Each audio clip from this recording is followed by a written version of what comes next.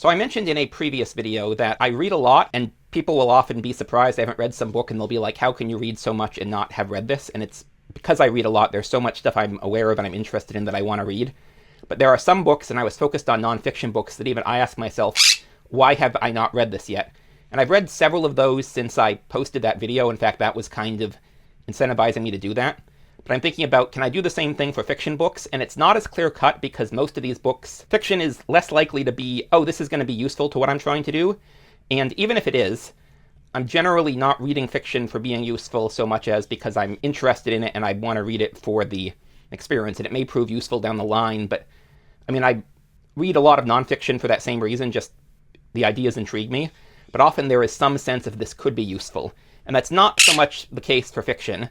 But there are, so 7, and this time I actually counted to make sure it's actually 7 fiction books that I'm like, I want to read these, and I think I'm likely to enjoy them. And I had several runners-up that I removed because these were more books that I was like, I feel like I should read them. I'm not sure how much I would enjoy them.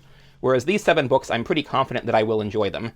And I'm not having the same length restriction because length often matters for me for nonfiction. I am less likely to, especially like mid-length books, like weirdly I'm more likely to start a book that's like 700 or more pages of nonfiction than a book that's like between 400 and 600 pages for whatever reason. I don't know why. I think it's really satisfying to have a really heavy, thick book that it sort of outweighs, oh, this is going to be longer. Whereas I don't have that so much with fiction, where I just, oh, this sounds interesting and I'll read it. And I'm more likely to read short fiction than long fiction, but it's not as much of a deciding factor for me. So there's a few of these that are there's at least 2 of these that are pretty thick. And there's another one that was a runner-up, Magic Mountain by Thomas Mann, that might have made the list if I had a copy, but it's a really thick book, and I can't find a hardcover except by the Everyman's Library, which does tiny font, which I don't like, so I've been putting that one off. But anyways, I'll talk about what these 7 books are, and I'll show you. And so, first of these is The Life of Pi, this is the book that kept coming up when I was trying to get Copilot to come up with books that were similar to what I call getting out of my own head books.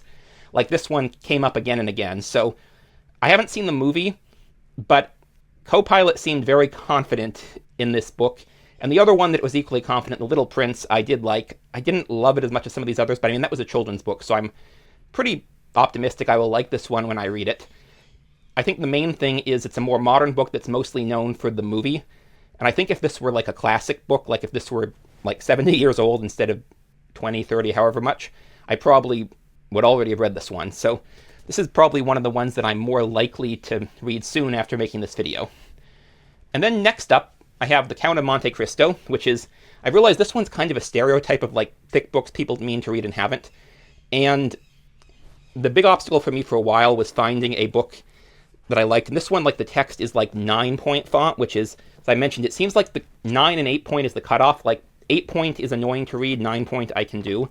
So the font size isn't an issue. It's a decent quality. The publisher is Union Square and Company, which seems to be an independent publisher, and it's an attractive book. I've actually seen this edition on some booktubers channel. And so this one I was really into Wishbone when I was a kid, and this was one of the Wishbone books that I was most intrigued by that I still have not read.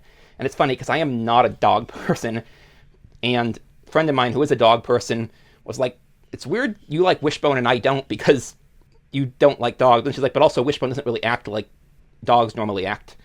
But anyways, and then the next one, this one I learned about, there was a reading group that I wanted to attend, but the guy who took over from the old organizer implemented a policy that you needed to have a picture of your face on Meetup. And I was like, I'm not going to do that. Even now, like obviously I'm showing my face, but I don't want to bow to a demand like that. I don't think that's a reasonable policy. And so I never attended that book club, but this was one of the ones they were reading, and I looked it up, and this sounded really interesting. And it sounds like the kind of optimistic book that I like reading. And I haven't heard about this one a lot, which is, I think, maybe the other thing. If I'd heard more about it, I think there's just that one case, but it sounded interesting enough, and it is still sort of a classic that I think I'm likely to read this one. I want to read it. And then this one came up because I had a different book, talked about a book that I was trying to write. There was another one that I'm trying to write that I put on hold. I don't know if I'll ever finish it, a novel. And I was like, I need to find more I need to read more Turkish and Persian literature, because I've read Turkish and Persian folk tales and some poetry, but aside from that, I haven't really read like literature, especially from like modern Turkey and modern Iran, and that was sort of relevant to the book I wanted to write. And so this one is about a Turkish Cypriot, I believe, and it seemed intriguing. I heard good things, and I keep seeing this one discussed as like on lists of like modern literary fiction. And again, it's a newer book, but this is probably, I would say, this is the one that I think this one and the next one are probably, along with The Life of Pi, the three that I'm probably most likely to read soonish, I think, although I don't really know. I realized I haven't actually, since the year started, I have read only one work of fiction that was not either connected to a book club or was in a series connected to a book in the book club I read. So I do want to try to read more, especially literary fiction. And then this next one is classic novel, which my parents, when I decided I want to teach English, they got me this book, The Education of Hyman Kaplan, which is at my mother's house. And there's a sequel that I want to read. But this book, my impression is it's kind of similar idea, although it's about military life in Austria-Hungary. But it's that same kind of absurdist, like, humor of bureaucracy. And at book club that I attend, the one that I read literary fiction, and it's interesting because this book club, they read literary fiction, but they read science fiction too, which is unusual. Most like world literature book clubs only read like literary world fiction, but they read world science fiction and fantasy as well, which is pretty cool.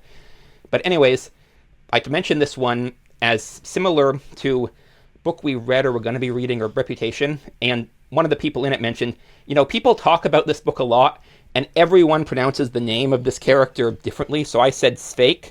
That's how I assumed it would be pronounced, and I don't know, I probably should have looked it up before making this video, but so this one, again, is one of the three that I think I'm most likely to read, because this one has been on my radar since undergrad, when my parents got me The Education of Hyman Kaplan, and somehow reading about that, I learned about this one. I'm like, oh, this one also sounds interesting.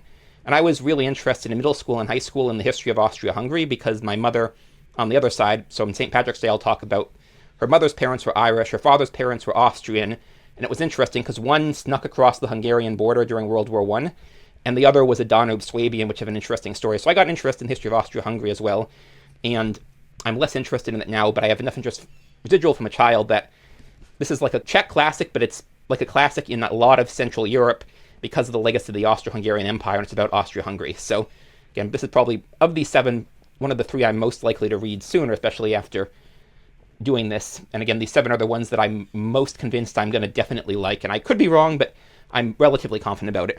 And then the next one, so these last two are the two that I've said fiction books generally aren't useful, but these two actually I think could prove immediately useful, but I also expect to enjoy them. And so Brothers Karamazov, I want to make a video on translation, and I will talk about, someone asked me to, but I have to figure out how I want to frame it. But this one, like, when you look up Russian literature, everyone seems to agree that this is a husband and wife couple, and they have an original translation method. Everyone seems to agree that if they did a translation of Russian literature, it's usually the best one. So I wanted to read this one, but it is Every Man's Library, and as I mentioned about The Magic Mountain by Thomas Mann, you can see the text is tiny. I'm not even sure if this is 8-point. I think this might be like 6-point font. And so I keep putting it off just because, again, I don't like tiny text.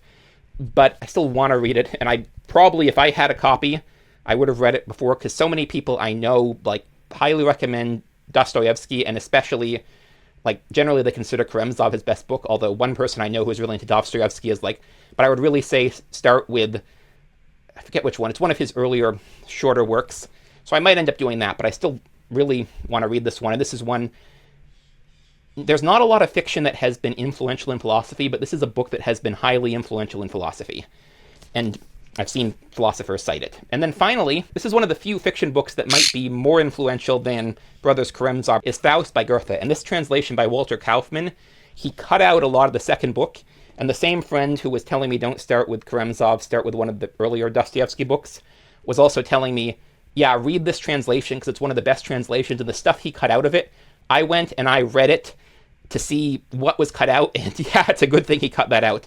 So, and actually, so the text in this is really nice, so I'm probably more likely to read it than Karamazov, and Faust just comes up again and again, like, in philosophy, but it's also, I read Marlowe's Dr. Faustus, which wasn't the origin of the story, but was sort of the most popular version until Goethe came along, and I loved Marlowe as a kid, and I liked Faust, and I like the ideas in Faust, so I'm pretty sure I will like this one. I was saying this was not on the top 3 I'm most likely to read, but it's at the top of this list because it's the one that I think I would most benefit from reading. And I think the biggest obstacle to reading is that I feel like I should read it, and so if I can get over the remind myself this is why I want to read it, it might end up being the one I read first of these 7. So anyways, thanks for watching. I'm Magpie. This is Leela, and I'll see y'all in the next one.